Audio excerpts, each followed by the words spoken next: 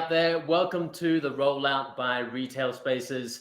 My name is Jason Schwab. I'm a producer at RetailSpaces. And it's wonderful to have you. I hope you're having a wonderful morning and or early afternoon so far. And you're ready to fill your brains with knowledge and the experiences and learnings of your peers. Why? And what even is the Rollout? Look, the Rollout is something that we introduced way back in the pandemic when we couldn't run live events. It was a way that we could connect with our community of store development and design executives when we weren't really able to keep in touch in person. As such, we haven't really done them for a while because, the real world made a wonderful return in our lives at some point. But we are running a special episode today because, why? We've actually been in conversation with our audience over the last, all the time actually. And the topic of today, remodels, executing remodel programs, has come up quite a bit for you guys. I do not have to tell you, the last few years has been kind of crazy. There's been disruptions in supply chain. There have been sweeping increases in costs across the board for a multitude of reasons. It has been impossible to find good, reliable construction labor. There have been permitting issues, and a lot of these things are still persisting today. A lot of you out there have aging fleets. You have large fleets. It's just so important that you keep your costs down right now any way that you can. The other reason that we decided to do this today is we have received a lot of requests to explore sustainability in store development of late. We've actually received more requests than we ever have to hear from retailers who are really the envelope on this front. And we're going to be exploring some of that today in remodel programs when we get into it. But before we do, I'm going to give a bit of a shameless plug. I've told you what the Rollout is, but what's RetailSpaces? RetailSpaces is as an event. It's not like your normal kind of event. Once a year, we bring together a small curated group of store development and design leaders together. And the idea is that we explore the evolution of the physical store together. It's not like your normal trade show. We limit attendance to 250 people. And it's just a chance to come as you are and have real conversations with your peers, the peers that you actually want to get in front of. And we're doing it again this year in the fall, September 17th to the 19th. We're going to be in Palm Springs. I don't want to go on about it too much here right now, but we're going to put a link over here into the chat on the right-hand side. Click on that if you want to find out what's happening later this year when we get to Palm Springs.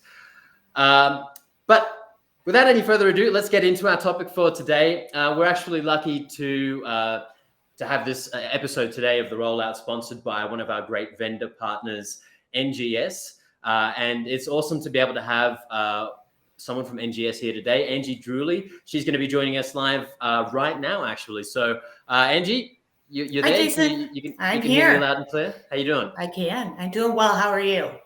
Wonderful. Yeah, looking forward to getting into today's conversation. But look, before we do, why don't you just give us a bit of a rundown? What is it that you guys do? Just tell us a bit more about NGS. Sure. Thanks, Jason. And before I even go into that, I'll tell you, I'll plug that with you. RetailSpaces is a phenomenal show. We really enjoy being a part of that. So NGS, we are actually 3M's largest national dealer, and we support our retail partners in their branding, interior refresh, and rollout programs. So that's everything from signage packages, graphics packages, and then more recently, we have been doing interior refreshes with 3M's architectural Dinox. So we'll dive a little bit deeper into that when we get to our guest, Marco, later on. Yeah, so I guess, what's it been like recently, you guys running a remodel program specifically with your retail partners?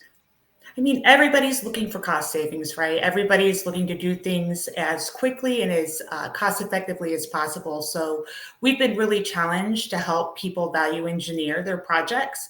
And I think we've got some really great products and services that help do that. Cool. All right. Well, thanks for giving us a bit of a rundown there. What we're going to do for those of you that are watching today, we're actually going to have a conversation with our first guest, Jim Arca from T-Mobile. Angie's actually going to be running having a conversation with Jim.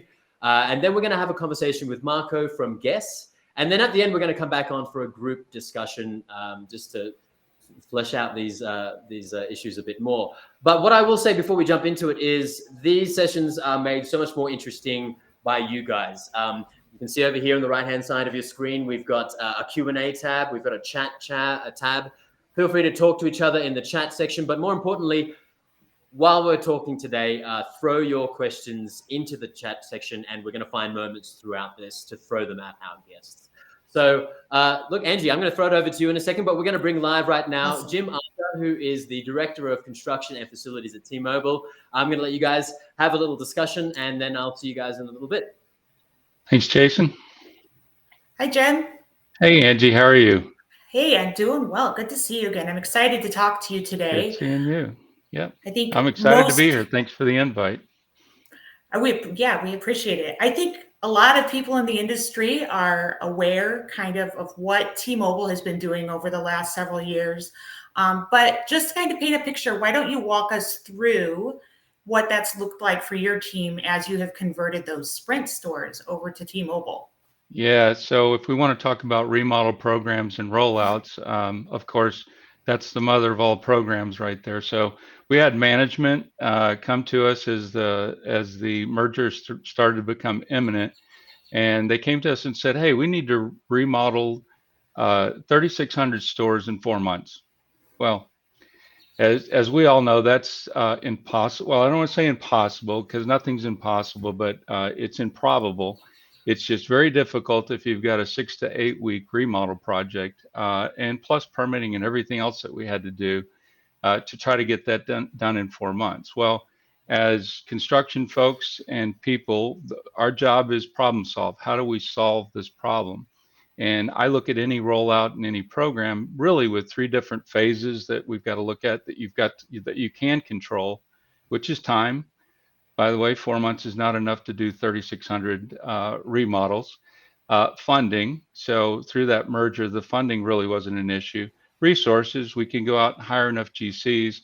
And I tell my team all the time, it's just a math equation. If I could go hire 3,600 general contractors, we could get it done pretty quickly, but that's not practical. So it's the approach that we had to take to how we were going to tackle that program. And then the other is scope. And I think that's where our biggest opportunity was. So as we started to look at these stores, I started to look at a Sprint store that I saw that was under construction by my house. I would drive by it all the time. And as a construction guy, and I think plenty of people do it, you look at a store and you can say, I know what that's going to be. That's going to be a Chick-fil-A, and growing up with the kids, and we would travel and they go, yeah, there's a McDonald's. Dad, how do you know that? Well, I already know the elements.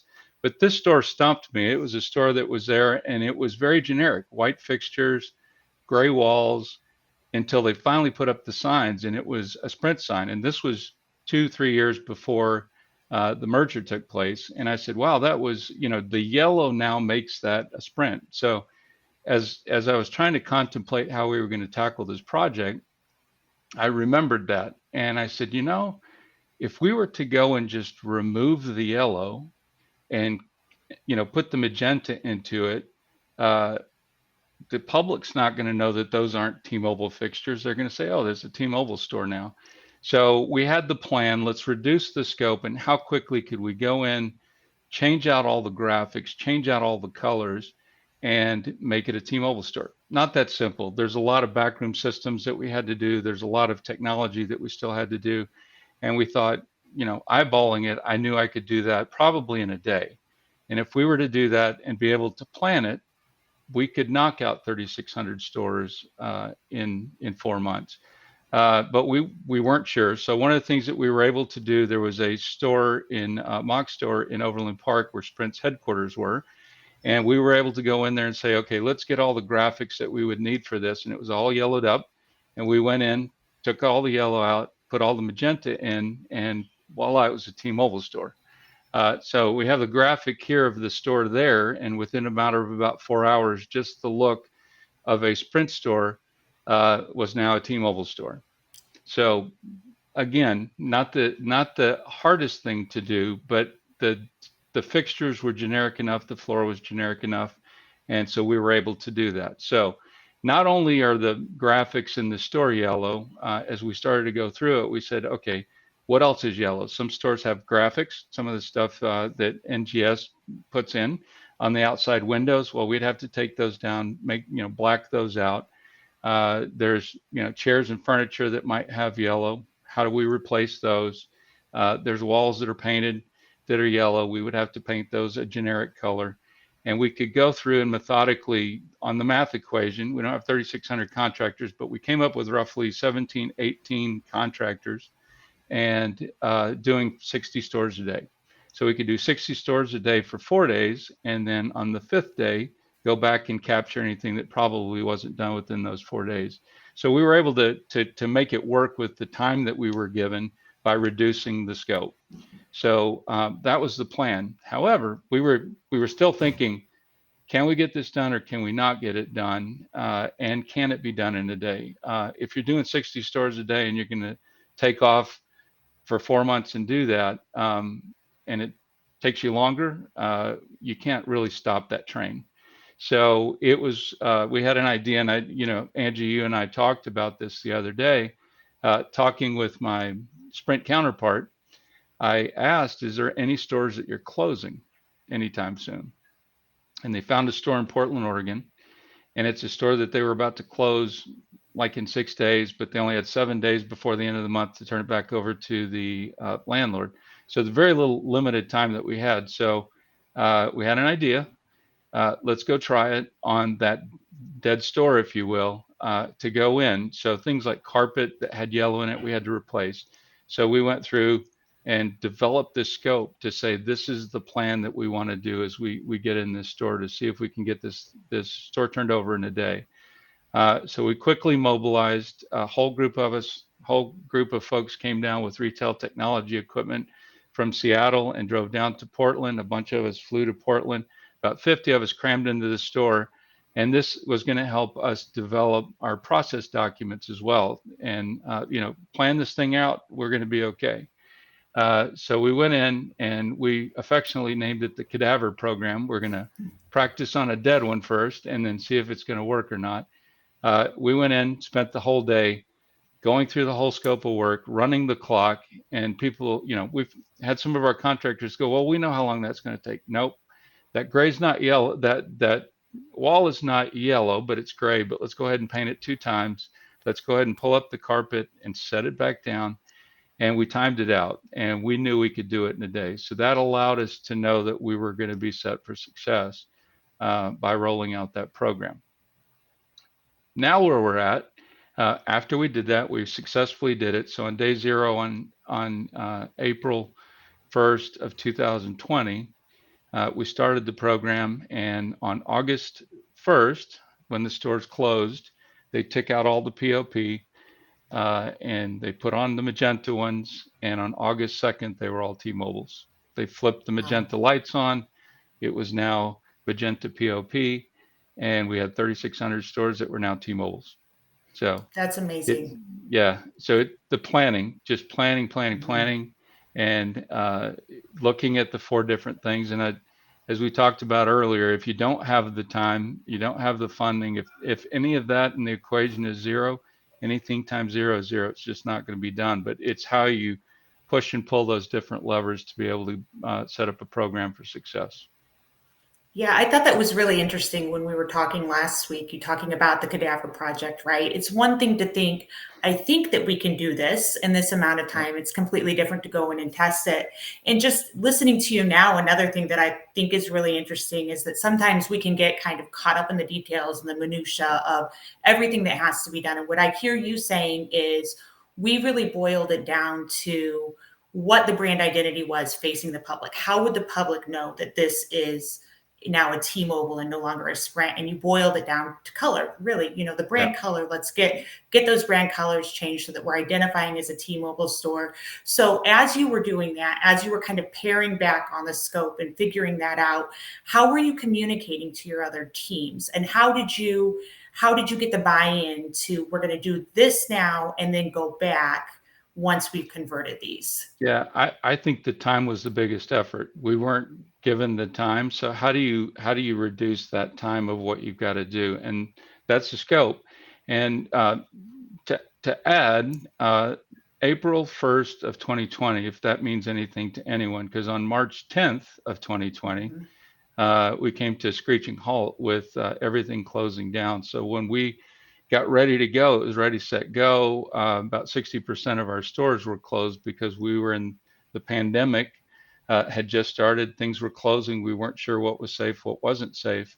And it was, is this going to impact what we need to do? But the planning that we did the whole 12 months, 18 months prior to that, and thinking of everything and putting that process together, the process manuals together, and being able to get into that store and make adjustments to our process manual allowed us to say, no, it's not going to impact us at all. If somebody's there to open the door, we're going to go and we're going to run at a pace of 60 stores a day. So we were able to do that. And of course, we all had to retreat to our homes, and we pulled all that off remotely. So it was all done via camera. I couldn't put PMs in the field. We had to rely on our GCs and superintendents to make sure everything was going well and the input we were getting from the field. But it was a well laid out plan, and that plan for us made it successful for us to be able to do it remotely, and it worked. The stuff that we somewhat had issues with was things that may have cropped up that we didn't plan for, but we could focus 100% of our attention on that one problem because the rest of it was running. I don't want to say smoothly. My team would kill me if I told you it ran smoothly. But we could adjust through the schedule and everything that we had to do because the plan was in place. And now, a little bit time to pay the piper. We do want to remodel those stores to the T-Mobile standard. So for the last 3 years, we've been taking pretty good chunks of those legacy Sprint stores and going into those and getting those remodeled and taking that stuff. And I know we have a few pictures of some before and afters on that, but going into that store and being able to take these, the splash of magenta on this one and be able to convert them now to the new prototypes that we have coming out. So these are some of the Sprint stores here. And then, of course, we couldn't stop our regular what we call legacy magenta stores with the remodel programs and the things we had to do. We couldn't continue to let those stores age for us. So on the side, we were still continuing to do those, and here are a few before after pictures of some of our remodels. So you must feel like sometimes you are in the perpetual remodel, like it's like the never-ending remodel. So what would you say it has been one of your biggest challenges whenever it comes to remodeling? Well, it's always there's not enough funding for what we need to actually accomplish. We try to put our stores into a cycle to where at lease renewal and or when a store is getting to age, and we're looking about our sweet spot being about 6 to 7 years between remodels, is there's more than we can afford to continue to spend. So there's a few through all that we were optimizing. So we remodeled them only to close them 12 months later. And so that's almost funding that, I wish we could get that back. But it is just that, continuing to communicate. I manage the facilities team as well. And you start to see the facilities costs going up and the benefit of us being able to go into a remodel. It's always tough to put an ROI on that, but when you really look at it, it's part of your brand. We, as you can see, and we're always wearing our colors, and magenta is important to us, and the brand is important, is to be able to show the public that it is important to us, and our stores always look really well. And how, I know that funding issue is big for everyone, right? So what is the one piece of advice that you would give other retailers in helping to reduce costs and minimize costs? Yeah, that's a tough one. We always battle with our design folks, and if any of them are listening to them, it's a love-hate relationship. But we're great partners. We work internally on some of the things that we can do to value engineer some of our fixtures, some of our designs. And what I always say is, like, if you could just avoid putting the little whoop-de-doo into that counter, that could save us a lot of money. It's rounded curves. We can square them up. I don't know that anybody's going to know the difference. And just some of that stuff, working with your procurement partners on how you bid stuff, on how you purchase items, good forecasting on how many projects do we have to buy in bulk a little bit more. We're doing some, we're looking at some stuff with some of our top GCs to see if we can do, plan out a full year, plan out a couple of years, and be able to give them an opportunity to bid on more projects, and they can dedicate their superintendents and their crews to be T-Mobile crews, and they're continually moving from one project to another. It's a little difficult now with the inflation numbers, the supply chain issues. We see a little bit of that easing up, but it's a challenge every day, and we got to think outside the box. Again, we're problem solvers, and we got to continue to solve through that to be able to stretch our dollars as much as we possibly can. Sure. Wonderful. And look, I've just popped up here on the side of the screen because I'm actually going to wrap you guys up. You've talked too much. I'm joking, Okay. Jim. That's really wonderful. Thank you for the Never been insight. a problem for me to talk too much. I don't know I've ever done that before. Maybe that's why you have the role that you do. Really great. Thank you for taking us into the work that you guys have been up to. We actually have a question from our audience. We have a few, actually. I'm going to bring up one of them now. This is from Iesa B. I'm not sure where you're from, Iesa, what company you're from. But the question from Iesa is, how to treat cost on materials selected on franchise system with different owners in each store. They say, I have to finish over 120 stores this year, and all the franchisees don't have the same budget or the size of store. Yeah, that's a challenge. We don't have franchisees, but we do have a dealer network. And a lot of that, when we went through integration, no fault of theirs that they're a T-Mobile all of a sudden. So we footed a lot of the bill to do the magenta washes. The majority of those are still in a magenta wash format because it's difficult. It's very difficult, and we want to stick everything to our standards. So again, it's prioritizing how we go about doing that. And there's opportunities for us to be able to help with that, but we want to stick to a standard. So there's really not much deviating from that. So we try to provide them. We've given them a little bit longer for us to be able to get into those formats. But no, that's a tough question. It's a tough question. We've got to take a look at that now in our metro field. Some of those stores haven't been touched in a long time, and we really got to start to explore that here soon. Right. And we'll follow up with one other question that we have here as well. This one's from Denise. And she says, in an effort to increase resource pool and consolidate costs, do you seek resources outside of traditional GCs to execute non-permitting SOW as you're describing with the first tier of conversion?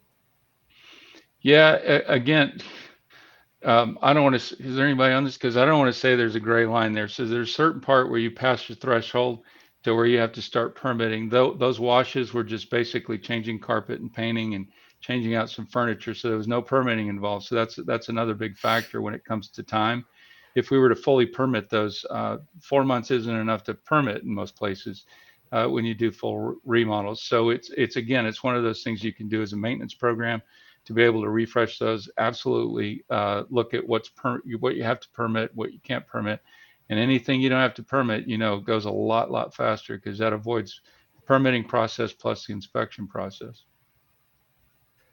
Jim, look, and Angie, wonderful conversation. Thanks so much for letting us dive deep into your brain, Jim. We're going to kick you off the screen here for a moment, but we're actually going to bring you back on. Oh, there we go. We're going to bring you back on in just a bit for a group discussion at the end.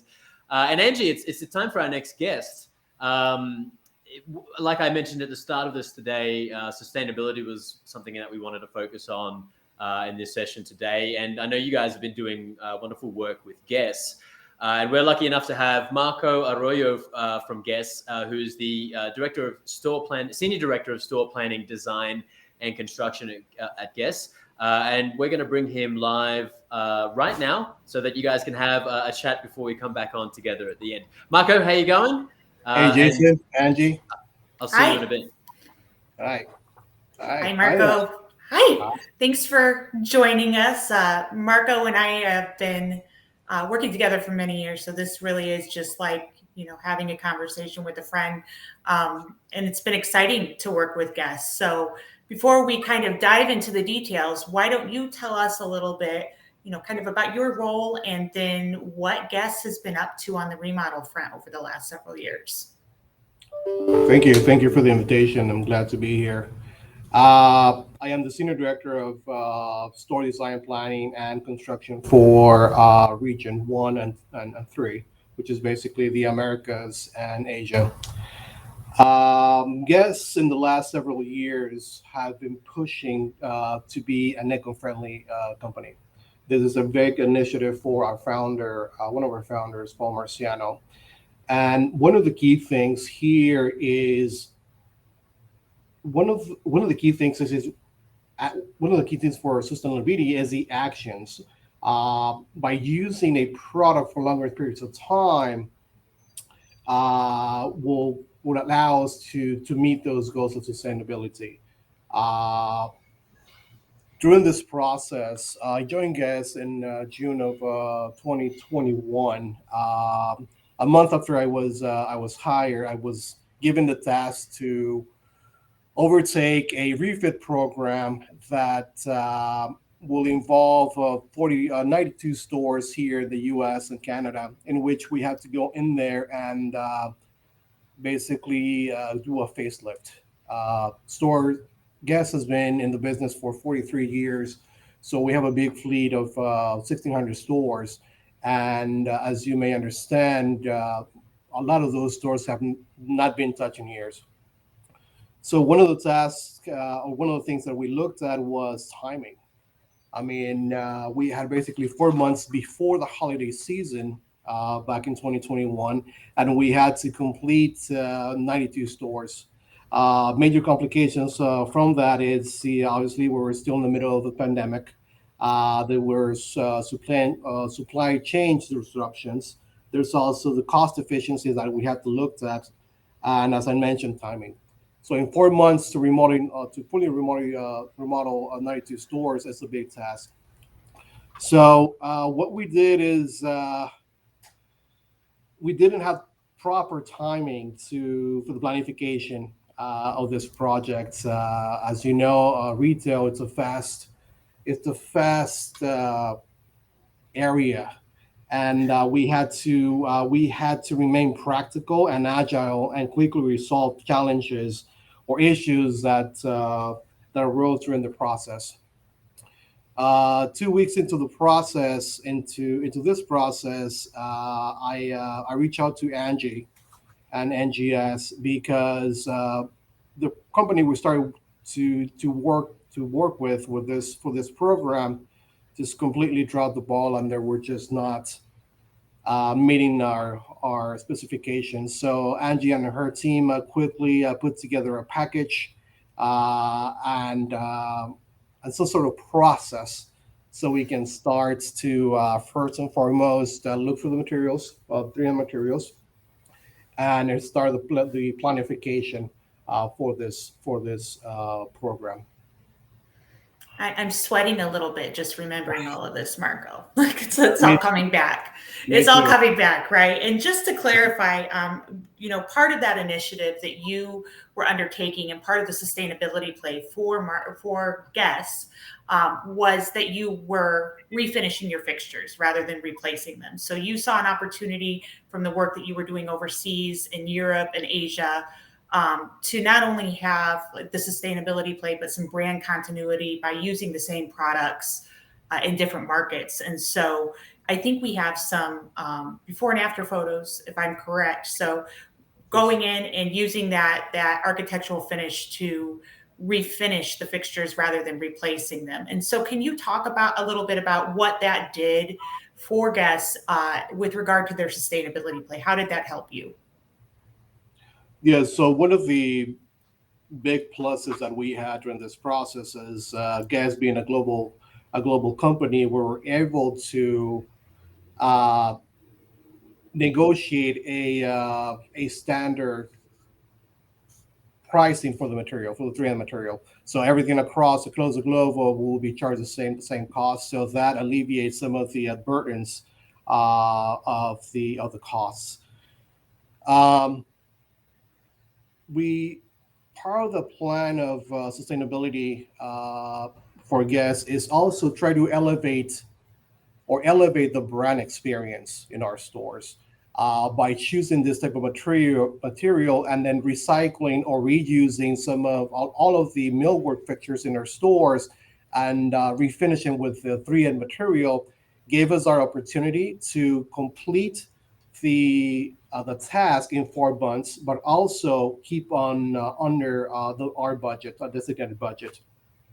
It wasn't easy. It was there were a lot of tears and sweats going into this, but luckily we were able to accomplish that task. And if I remember correctly from our previous conversation, that saved you about 40% over refixturing a store. Is that correct? Yes, correct. Given the issues we've had with the supply chains and the disruptions we weren't able to manufacture overseas in Asia and in Turkey or in Europe. So obviously manufacturing here in the US was much more expensive. So having the alternative to revitalize a store, rejuvenate a store, the aesthetics of a store by using this product really gave us the edge to accomplish the company initiative.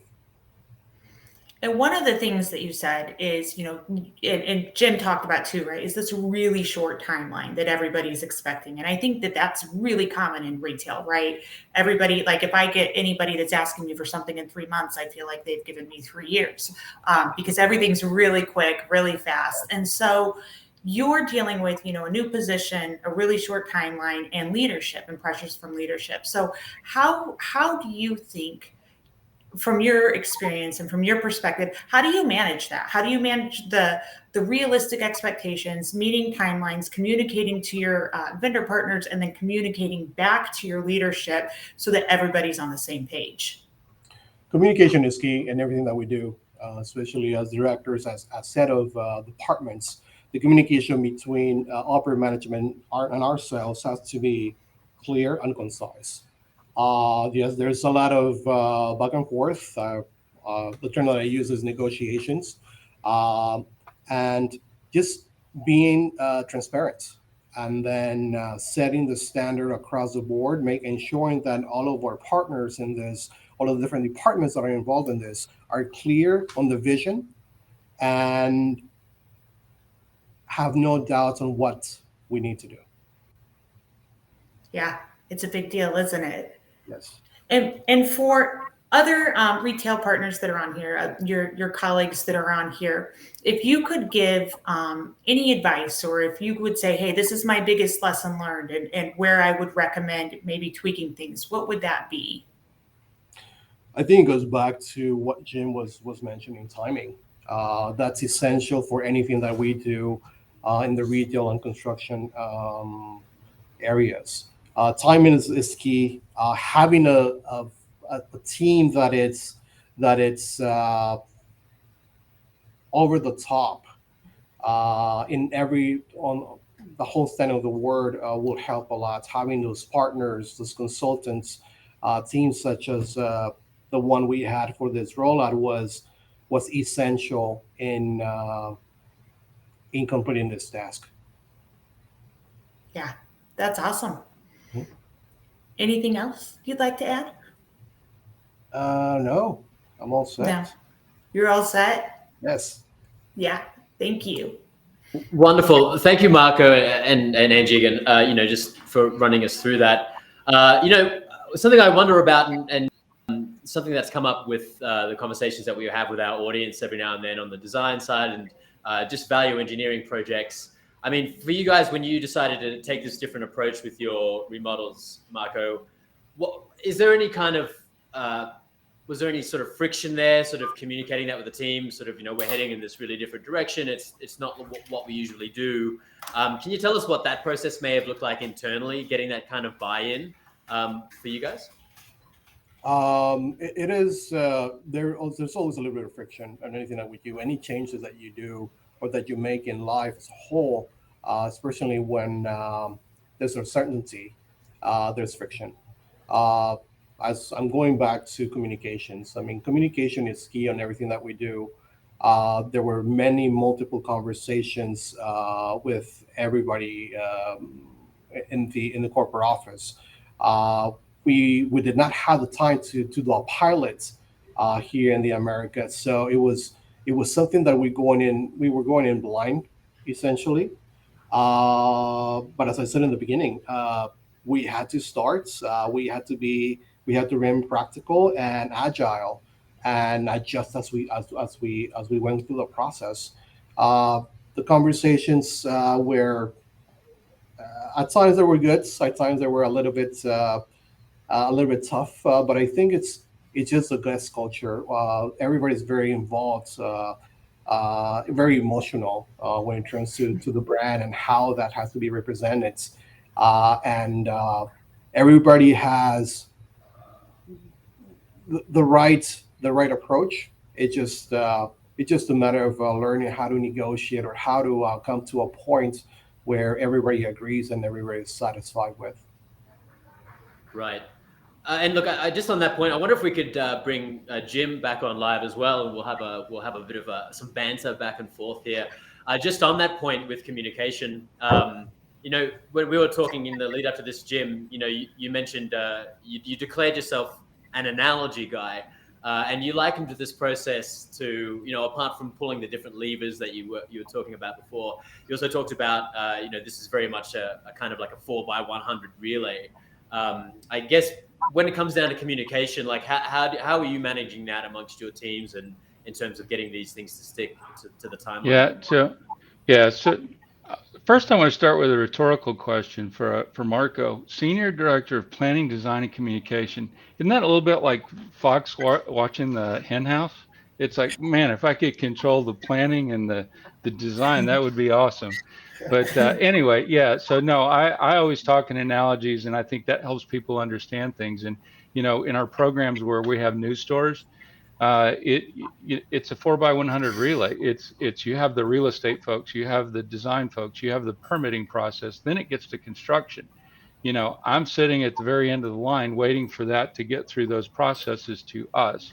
And again, when we talk about time, if the baton gets to me and somebody's already crossing the finish line, it's just not possible for us to get it done. So it is that constant communication on what we can do on our part, through those different processes, through design, through the real estate process, through the permitting piece, and who we can talk to make sure that it's all moving, so that when I get the baton, I've got a chance to cross that finish line first. So yeah, we're at the end. We can do all the pre-planning that we want. There's certain things that we did when we did the integration.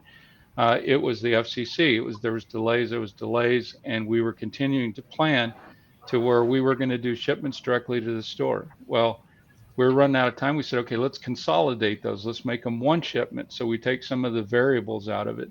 And, you know, I jokingly say that if it would have got delayed anymore, we'd have had pallets sitting outside the store, just inching the product closer to the store so that we could ensure that we were successful with what we were going to do.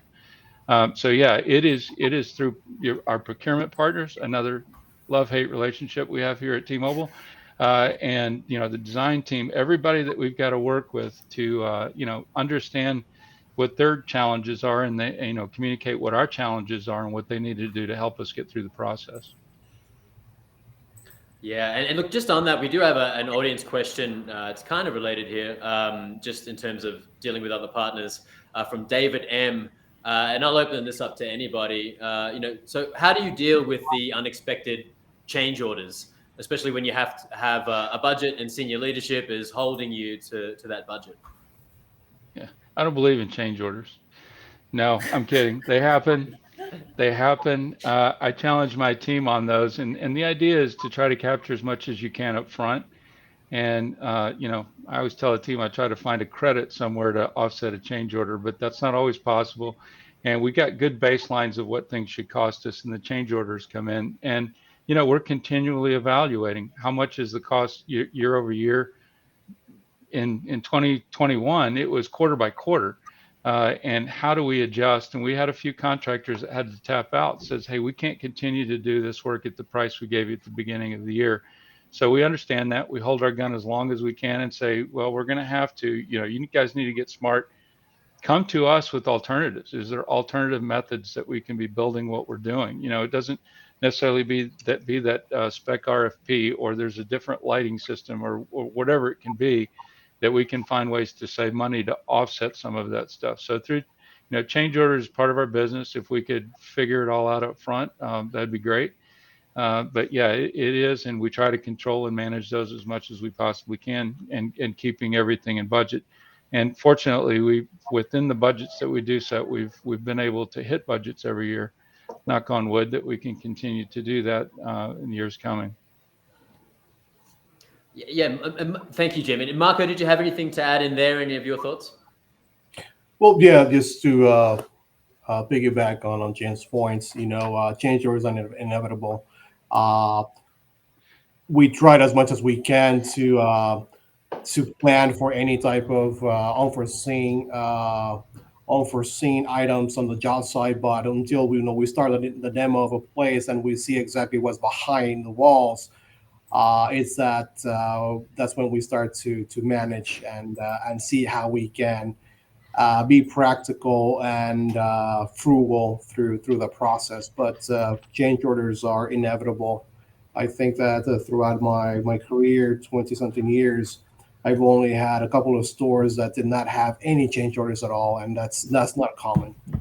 We always try to keep the change orders within 3%, but sometimes that is not possible, especially Right. after the And pandemic. right. And look, I do want to shift gears. We just had a question come in, and I'll stick with you here, Marco. Just around sustainability from Michael S. Are you evaluating and reporting waste and recycling during the remodel and store construction process to meet your sustainability goals? By refreshing and replacing millwork, how much waste was saved from landfills, if you have any insights there? We are recording our work. We are recording our program. I do not have those numbers in front of me, but yes, as a whole, this company is not only on the architectural side, we're also being conscious about the environment in other areas of the company, in such a way that the type of fibers that we use for clothing. And we have now this year, we're working on a new LED lighting program to refit and replace all the old lighting from our fleet. So yes, we do have an area that quantifies for that, but I do not have those numbers in front of me at this point. But I'll be happy to share them. Sure, don't worry. We will be doing putting this out for everybody to rewatch if they wish, and we'll also be putting out additional content too. So we might be able to follow up with some of those there, Marco. And we do have some other questions coming in through from the audience as well. So this is for Jim from Jose. When selecting materials, do you focus on the initial cost of the materials, or do you run a life cycle based on your 6 to 7 years between remodels? And maybe I'll open that up to you as well, Marco. Yeah, generally what we do, most of the materials that we use outside of our fixtures and flooring are provided by our GCs, but we try to control that as much as we can so that we have a supplier for our drop ceiling materials and things like that, to where we have a national agreement, but our GCs go in and purchase that material. So through them, we try to make sure that the spec is something that we can control cost with. And like I said, with the value engineering stuff, we've done pretty good in lowering some of our fixture costs, upwards to 30-40% sometimes, on just making material changes and things that we can do. And again, one of the things when I came to T-Mobile here a little over 8 years ago, we were building fixtures that probably could last forever. Well, forever is a long time, but 20 or so years, and we remodel the stores more often than that, or it gets relocated, or we close the store. So, in the inner cities where there's a little bit more wear and tear, that's probably somewhere where they were still overbuilt, but we had an opportunity to start value engineering with that. The materials, you can't say that last your lifetime, but lifetime, plus 20%, you never know what's going to come up. But yeah, that definitely factors into decisions and designs. Yeah. Did you have anything to add there, Marco? Yeah, on the same token, we have a slightly different business model than Jim, but we do buy and we do establish global pricing for all of our fixtures, all of our flooring, all of our lighting fixtures as a whole.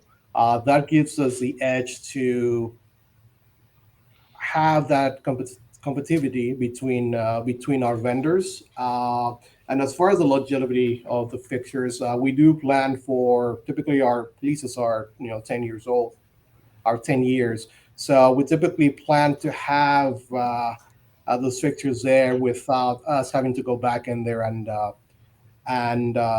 do a facelift. But there are stores, like Jen mentioned, that some areas that they do take quite a bit more of a beating, especially in the outlets. But aside from that, the retail stores hold pretty well on that sense. Yeah, thank you guys. And Angie, just kind of related to that as well. When we were talking in the lead up to this session, and I sort of asked Marco, why wasn't this something that you'd embarked upon earlier with this program with NGS and this kind of material and technology? Something that Marco mentioned is that this technology's come a long way over the last decade. I guess, can you sort of talk us through that, like just in terms of the improvements that you've seen with this material, this rollout method? Yeah, absolutely. So, we've seen this happening in Asia and Europe for a long time. I think really the catalyst here in the United States was COVID. We were starting to have shorter supplies of raw wood, natural materials, stones, and people were looking for a way to replicate that look, save money. It just kind of turned everything upside down on its head. And Dynoc, these architectural finishes have been around for a really long time. And, 3M's a brand name. Everybody knows 3M. They're continually making improvements. So there's been improvement to the manufacturing method, to the scratch resistant coatings. And then there's also just been the adoption in the industry, right? So people who are typically kind of married to that real wood look or that real stone look have been willing to step back and take another look. And I think as we see more realtors or retailers adopt it, we'll see that, kind of take place even more. And especially when you're hearing, this is holding up really well, it's staying in place. It gives us a complete refresh look at a fraction of the cost, saving 40% over refixturing. It's a huge appeal. Yeah, and I guess I'll follow on with that from Marco's perspective, because we have an audience question from Brian R. How is the 3M material holding up? Just to follow on from that, how is the 3M material holding up in the guest refresh? Nope. We might be having a few audio issues there. Just try again, Marco. You were just cut off there for a second. Sorry, can you guys hear me now? Yeah, we're good. The material is holding up great. Yes, there have been a couple of instances that we have to go back and fix some of the fixtures, but overall, it has held up pretty well.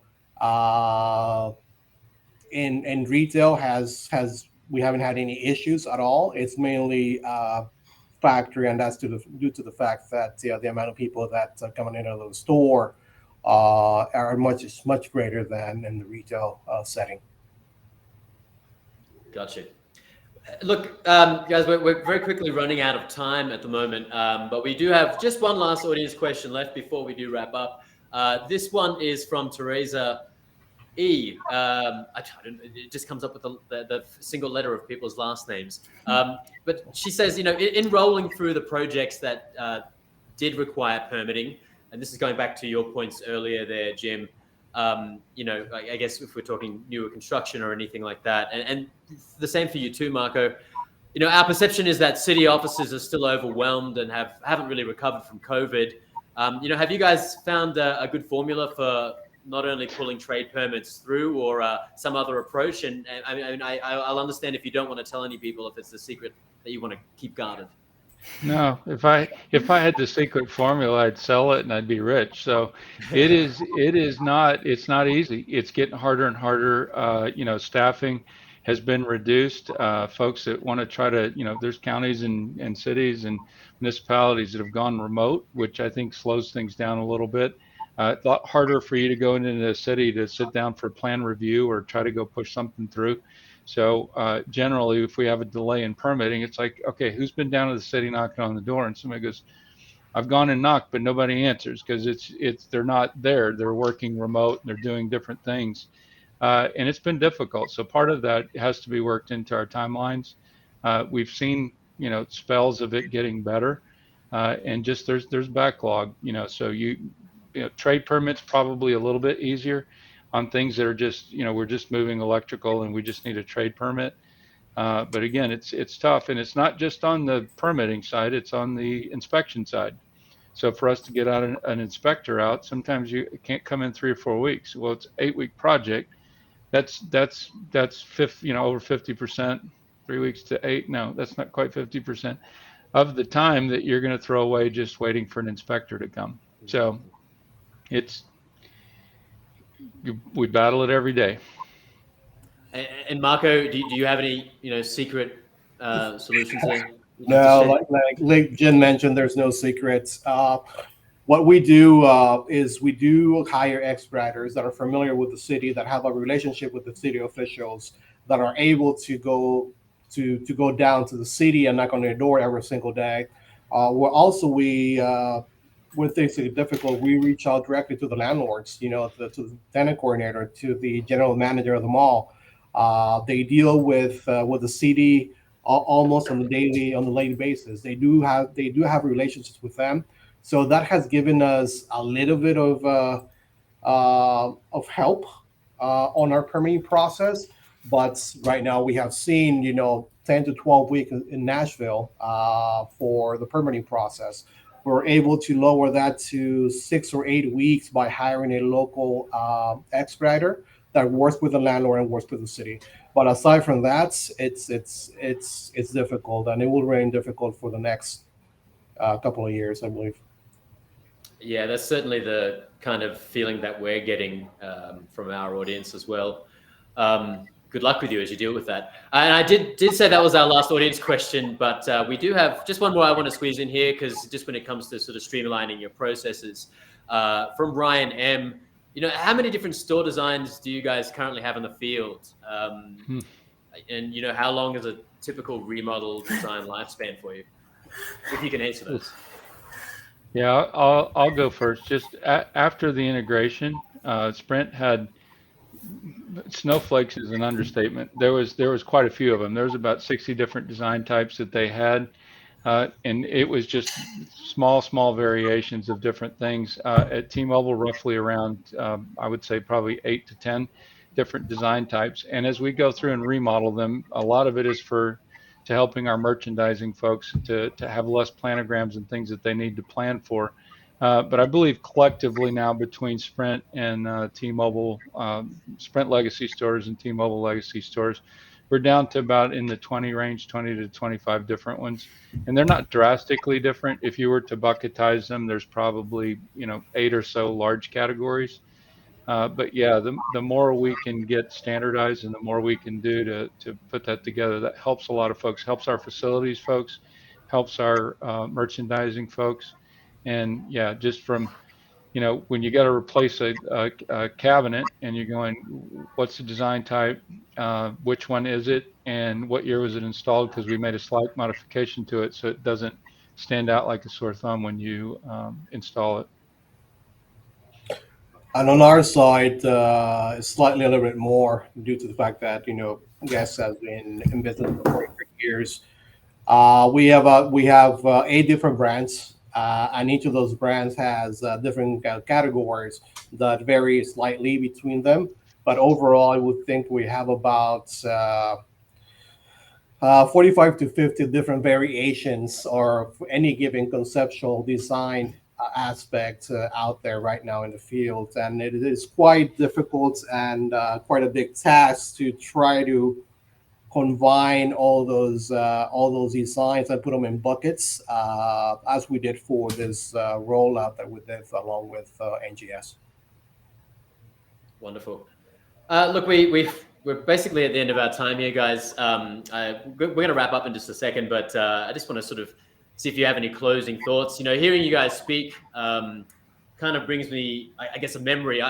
Fun fact: I used to be a combat engineer in the Army Reserves, and one thing that really sort of has stuck with me, not much has really stuck with me from that sort of life ago, but they always used to hit us with an acronym when we were working on something or building something or learning something, and it was the 6 Ps, which is prior planning prevents piss poor performance. You can use that one if you like, and that really sort of came to mind when you guys were talking. I guess do you have any sort of parting words for our audience, people who are struggling with the same issues that you are, particularly at the time that we're in? We're working remotely and teams are spread out. Do you have any sort of parting words that you want to sort of, give to our audience before we close up here today? Yeah, I'll piggyback on you said. All I got was 6 Ps, and then performance was the last one. So I'm going to have to get that from you because I think I want to use that one. No, it's so true. It's the planning part of it. It's how you go into a program and make sure that you've got everything planned and all that stuff is done. As much as you plan, you're always going to have these variables. And again, like I said during my presentation, we're problem solvers. That's what our job is. If there were no problems, I wouldn't need half the people that work for me, if not more. It's those problems that come up every day. And, if everyone sits and thinks about it, how many problems you solve a day, that's all you're doing all day long is solving problems. And that planning process is not perfect going in, but is how you find the solutions as you go along that's going to impact the rest of what you got to get done. So I couldn't agree with you more. It's all about planning and then the open communication that you're getting input from your GCs. What if your design doesn't work? You get a lot of GCs look at a set of plans and they go, oh yeah, it's always been wrong, but we know how to do it right. Well, tell me it's wrong so we can fix it. And it won't be wrong on the next plan for the new GC that follows the plan and gets it wrong. So it's just that open communication to be able to talk with your GCs, with your project managers, your coordinators, and just keep that open communication. Great, thank you, Jim, and Marco and Angie as well. Do you have any parting words of inspiration for our audience? Well, Jim wrapped it up beautifully. Planification is key, communication, and being practical. And that's what we do. There's nothing is certain. There's always changes, constant changes. We need to remain agile, practical, and just get things done. Yeah, and I think I would say, communicate with your vendor partners. One of the things that we did with Marco and his team after we kind of wrapped this whirlwind of a rollout is we had a lessons learned. So, Marco's team, our team, and everybody was communicating and collaborating together because, we're going to keep doing this and we want to make it the best that we can. And so having those kinds of open conversations about what went well, what didn't go well, how can we make it better is really important. Wonderful. Well, look, I think that's a wonderful note to end on. I just want to, and look, we're right on the 2 p.m. Eastern mark. So we did well, guys. We did really well. I want to thank you, Jim and Marco. Thank you so much for coming on and sharing your experiences and the things that you've been working on over the last few years. Really, such a pleasure to have you here. And also, Angie, I just want to say thank you to you guys as well, you yourself, for having some conversations with Jim and Marco, but also to NGS for sponsoring this episode of the Rollout today. We're going to throw up a link on the right-hand side here in the chat so you can go and visit their website and see the things that they do. But hey, everybody, thank you so much for joining you. And look, I'll see you in our travels later on. Thank you. And to everyone else out there, we will be making this content available after the fact. You can share that with anyone in your network, and we'll be putting out further content as well. And harking back to my shameless plug at the start, we are running our live event again this year, September 17th to 19th. We're going to be in Palm Springs. A wonderful audience coming together, wonderful program coming together. We can't wait to show you what we've got in store when we hit California later this year.